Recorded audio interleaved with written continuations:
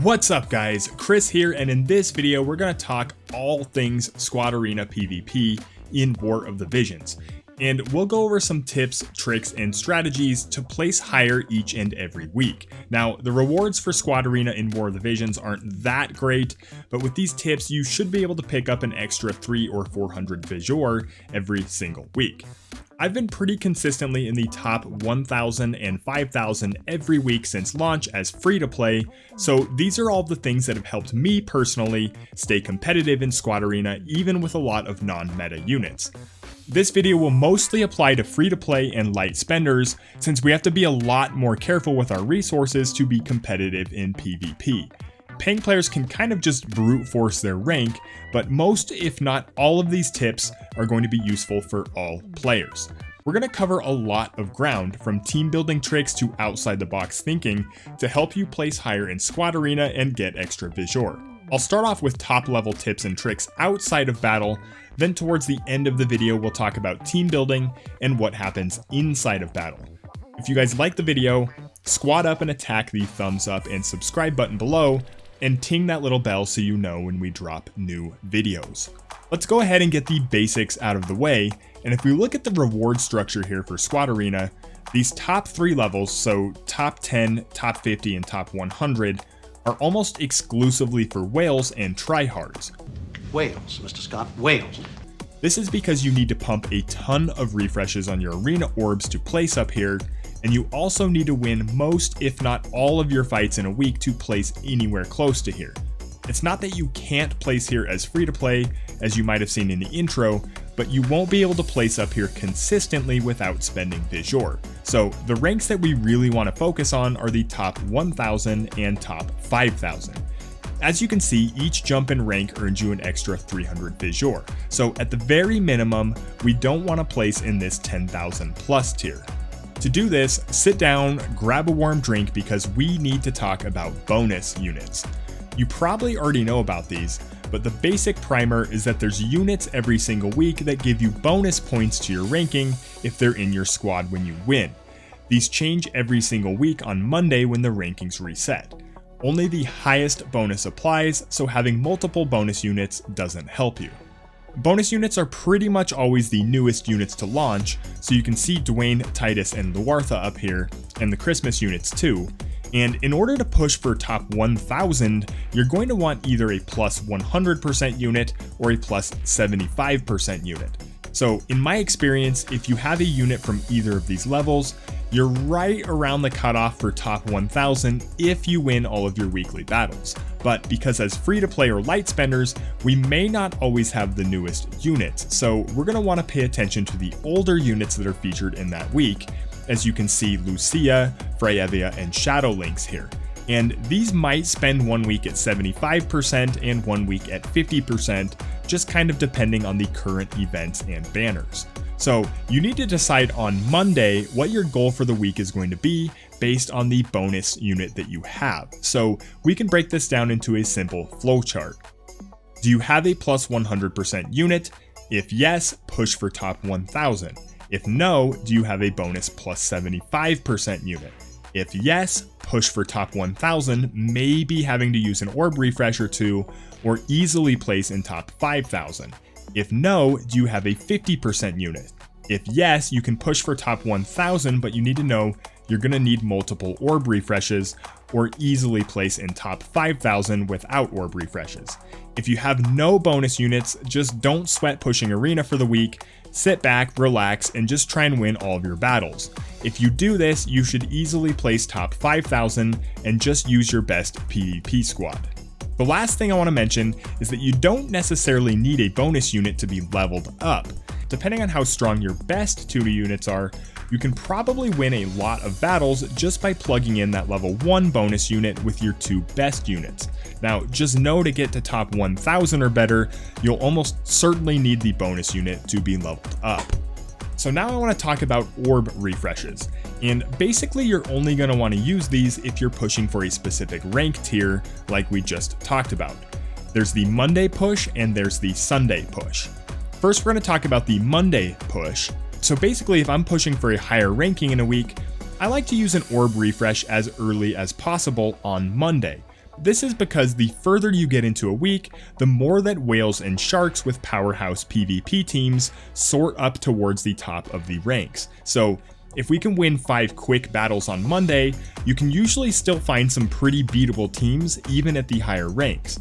So by Wednesday or Thursday at the latest of any given week, usually the top 1 to 3,000 will be pretty stacked with very difficult teams, but on Monday or Tuesday, you'll find much more beatable teams even at the high ranks.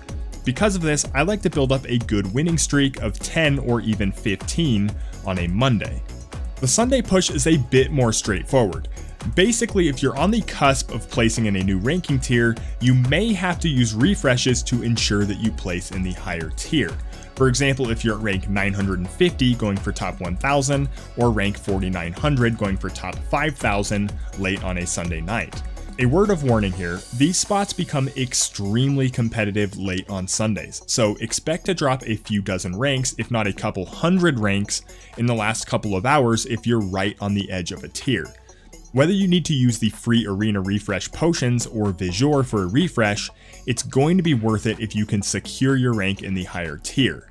Even 2 or 3 refreshes is worth it since you'll make up that Visual when you get your rewards on Monday morning. Now let's talk about managing your winning streak. The more matches that you can win in a row, the more of a bonus you can get to ranking points as you keep winning. So obviously you should try to build as high of a streak as you can. This won't be too much of an issue if your bonus unit is maxed out or it's one of the stronger units in your squad, but if your bonus unit is just there for the bonus, there comes a point when they become a liability in your team and you're better off winning the battle without the bonus unit than you would be losing, and you should consider swapping out your bonus unit simply to ensure the victory and keep your winning streak going. Winning every battle without a bonus unit is still going to be better than winning only half the time, even with a plus 100% bonus unit. Now I want to take a moment for the whales, krakens, and astral plane narwhals. Go, Drac. Won't you, When you're in the top 100 to 150, an interesting phenomenon occurs. When you're this high in the rankings and you win a match, sometimes you'll only move up a couple of spots. This means that you often have the choice to fight the exact same players over and over again. So when you find a team that you match up well with and you can beat regularly, you can and probably should attack the same player as many times as you can before they fall out of your available options. Oftentimes building a winning streak and getting bonus points will be much safer than risking your squad against a new team, even if you get a penalty to your rank points by attacking someone who's a lower rank. By the end of the week, you'll be pretty familiar with a couple of players that are a safe bet, as long as they don't change up their teams. And this concludes our whale public service announcement. Moving on, let's talk about picking your opponents, and this is probably the most important aspect towards climbing in Squad Arena that most people don't heed of.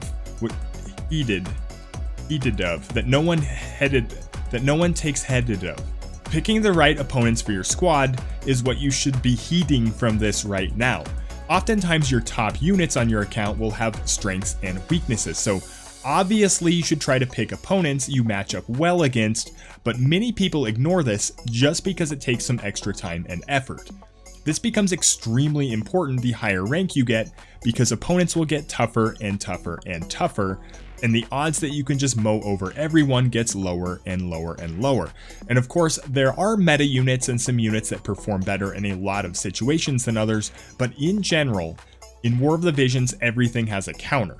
So while picking an opponent, you can hold down on an opponent to bring up their full squad, and tap on the individual character portraits to get detailed information about gear, abilities, and vision cards. Now, it's impossible to go over all of the unit interactions, metas, and counters in one video, but there's a couple of good rules to follow when searching out enemy teams. Number 1, try to avoid units and teams with elemental advantages against you. Not only will you do less damage, you'll take more damage too, and you'd be surprised at how many people are confused at how they're losing PvP battles when they're running Orlandu and Frederica up against Kilfei and Katone.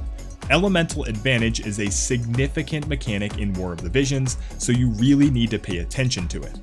Number 2, it can help to build teams to prepare for magic damage or physical damage. This begins with your tank, but it doesn't end with your tank. So you can see here that I have a physical defense team using Engelbert as the tank, Golem Esper, Golden Armor, and Platinum Robe, while my magic defense team uses Agrius to tank, Fenrir, Armor of Light, and Smart Coat. I switch between these two teams depending on the main damage dealers on the enemy squad.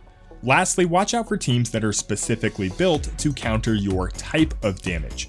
If you have a team that relies on slash attacks, for example, you need to take note of things like Glaciella, Golden Armor, Solidus or Iron Giant Vision cards, and Siren or Odin Espers. It's important to become familiar with the direct counters to your top team so you know what to avoid if you have the choice. Now obviously how advanced your account is and how gung-ho you are farming gear can affect a lot of your options here. The older your account is or the more money you spend will greatly increase your options and put more tools in your tool belt. But you can still do very well in Squad Arena just by playing to the strengths of your primary squad. And the final piece to the puzzle is getting your squad to behave in battle how you want them to so you can actually win battles. I'm going to use my squad as the example here, and again, it's impossible to cover all of the unit combinations, abilities, and strategies in a single video, so you'll just have to adjust these tips for your personal squad. The first and most important aspect to Squad Arena is unit positioning. You need to make sure your units aren't out of position when the damage starts flying out. Almost all Squad Arena and Guild Battle maps are designed to give your units a turn or two to throw out buffs and build AP, so this is where we need to pay attention to where our units go and what buffs they are using. Because Squad Arena is on auto, there are 3 basic ways you can manipulate your unit's positioning, and this is through unit speed or agility, turning abilities on and off, and TMR gear. And we're going to get to these in a second. Ideally, you want your tank unit or bruiser unit, whatever you're using, to be out front as far as possible. You want your DPS or damage units to keep their distance, if possible, from your tank to avoid AoE attacks. So you'll see as I start this battle, I have Lucia and Leela set up to hang back as long as possible by using buffs, especially Leela since she's the healer. By going into Leela's abilities and using White Mage sub-job and turning off Shell, I can force her to cast Protect. Similarly, for my magic defense team, I can turn Protect off and turn Shell on to force Shell. Not only does this play to the strength of my team, it forces Leela to stay back for multiple turns. Similarly, by turning off Kira, Kurata, and Raze, she is forced to use her more effective and instant cast, height-based Kira and Full Life whenever they are needed. So moving on to Lucia, as I did more and more battles, I realized that Lucia was running up towards the fight far too quickly and getting nuked by AoE attacks.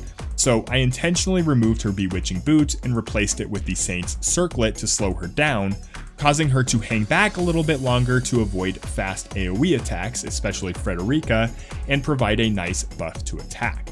And lastly, Engelbert works perfectly as a tank on this map, as he moves up while buffing with both Courage and Sentinel. I force this by turning off both Divine Grace and Saintly Healing in his abilities and equipping him with Ayaka's TMR, which the AI doesn't use. This ensures that he moves forward quickly and uses Sentinel at just the right time to engage the enemy units. The result here is 1 damage from Mont, who is now way out of position and gets nuked by Lucia, and just 138 damage from a completely maxed out Orlando with a +5 Coral Sword. So obviously for your personal squad, pay attention to the abilities your units are using, the order in which they're using them, and play around with their gear, vision cards, and ability switches until you get results that you like. Note that this does take time and close attention to your arena battles, but it's also the primary key towards unlocking Squad Arena. In addition, each time the arena map changes, you'll likely have to go in and adjust these things just to get your team working the way you want it to work again. Well guys, that's it for this video. I hope these tips and tricks helped, and for those of you that have been smashing the Squad Arena already, let us know in the comments some of the things that you have done that have helped you out. And if you liked this video and stayed with me all the way to the end, please consider subscribing to the channel if you haven't already, and we'll see you next time.